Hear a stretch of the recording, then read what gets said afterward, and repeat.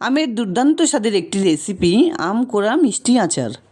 একবার বানিয়ে রেখে অনেক দিন পর্যন্ত খাওয়া যাবে। রেসিপিটি বানানোর জন্য এখানে আমি মিডিয়াম সাইজের 4টে আম নিয়েছি। আমগুলো যদিও আগে একবার ধুয়ে নিয়েছি, তবুও এভাবে বোটা কেটে জলে দিয়ে দিতে হবে।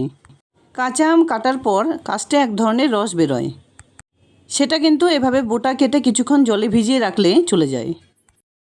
এবার আমগুলোকে এভাবে একটু কষলে নিয়ে তারপর একটা প্লেটে তুলে নিচ্ছি।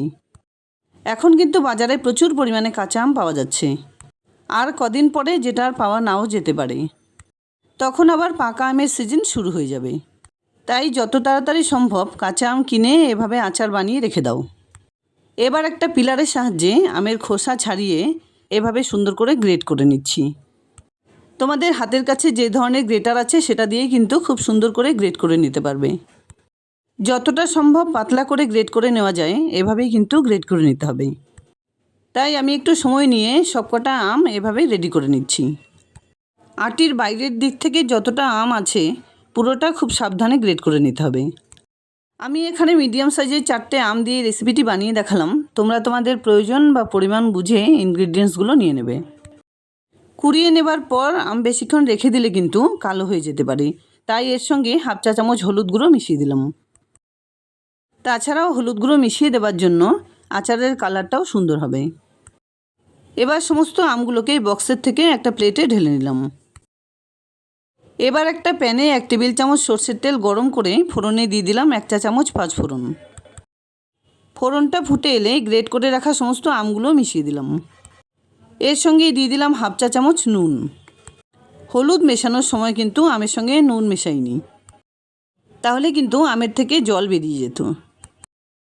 হালকা করে এভাবে একটু নাড়াচাড়া করে মিশিয়ে দিলাম 200 গ্রাম পরিমাণ চিনি। তোমরা অবশ্যই এখানে চিনির বদলে গুড় ব্যবহার করতে পারো, তবে চিনি মিশিয়ে দিলে আচারের কালারটা খুব সুন্দর স্বচ্ছ হয়। ফ্রিজ ছাড়াও যদি আচার খুব ভালো রাখতে চাও তাহলে এর সঙ্গে মিশিয়ে দিতে হবে 1 চামচ পরিমাণ ভিনিগার। এবার কন্টিনিউ এভাবে নাড়াচাড়া করে চিনিটা গলে আসা পর্যন্ত জাল করে নিতে হবে। 1-1.5 মিনিট ধরে জাল করে নেবার পর আমের আচারের টেক্সচারটা খুব সুন্দর হলে মিশিয়ে দিলাম 1 চামচ পরিমাণ ভাজা মশলা গুঁড়ো। এই ভাজা মশলা গুঁড়োর রেসিপিটি এর আগে আমি তোমাদের সঙ্গে শেয়ার করেছিলাম, যেটা আমি জিরে, ধনে, মৌরি, মেথি, পাঁচফোড়ন হালকা ড্রাই রোস্ট করে গুঁড়ো করে বানিয়ে নিয়েছিলাম। সবশেষে দিয়ে দিলাম কিছু কাজু কিশমিশ। এটা অবশ্যই অপশনাল। মোটামুটি 5 থেকে 6 মিনিট ধরে এভাবে কন্টিনিউ নাড়াচাড়া করে আচারটা খুব সুন্দরভাবে বানিয়ে নেওয়ার পর নামিয়ে নেব। চিনির বদলে গুড় মিশিয়ে দিলে আচারের মধ্যে একটা থকথকে ভাব তৈরি হতো, আর যেহেতু আমি এখানে চিনি ব্যবহার করেছি সেজন্য দেখো কি সুন্দর একটা স্বচ্ছ ভাব তৈরি হয়েছে। এবার গ্যাস অফ করে কিছুক্ষণ ঠান্ডা করে নামিয়ে নিচ্ছি। যাই হোক, দুর্দান্ত স্বাদের আমের কোড়া মিষ্টি আচার কিন্তু একদম রেডি। রেসিপিটি ভালো লাগলে লাইক, শেয়ার, কমেন্টস করতে ভুলবে না প্লিজ। আর আমার এই রেসিপিতে আমের আচার এভাবে একবার বানিয়ে নেওয়ার অনুরোধ রইল।